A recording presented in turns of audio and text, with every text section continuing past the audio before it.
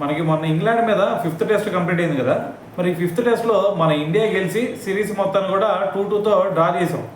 అయితే మరి ఇక్కడ ఇండియా గెలవడానికి అదేవిధంగా ఇంగ్లాండ్ ఓడిపోవడానికి అసలు కారణం ఏంది అనే దాని గురించి మైకల్ వాన్, ఇంగ్లాండ్ మాజీ క్రికెటర్ అయిన మైకల్ వాన్ అయితే దీని గురించి మాట్లాడడం జరిగింది.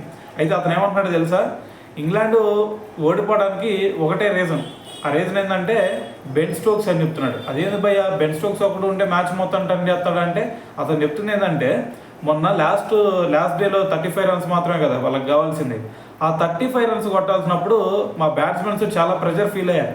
సో మరి బెన్ స్టోక్స్ కనుక ఉన్నట్టయితే తనకి చాలా బాగా తెలుసు ఎటువంటి సిచ్యువేషన్లో ఎటువంటి బ్యాటింగ్ చేయాలి, దాని తర్వాత టీంని మరి ప్రెషర్ సిచ్యువేషన్స్ ఉన్నప్పుడు ఎలా హ్యాండిల్ చేయాలి అనేది ఒక కెప్టెన్గా అతనికి చాలా బాగా తెలుసు.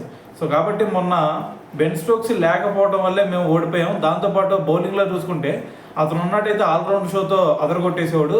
మరి బెన్ స్టోక్స్కి భుజం గాయం అవటం మరి ఇంగ్లాండ్కి చాలా ఎదురు దెబ్బ తగిలిందని చెప్పేసి మైకల్ వాన్ అయితే మాట్లాడటం జరిగిందనమాట.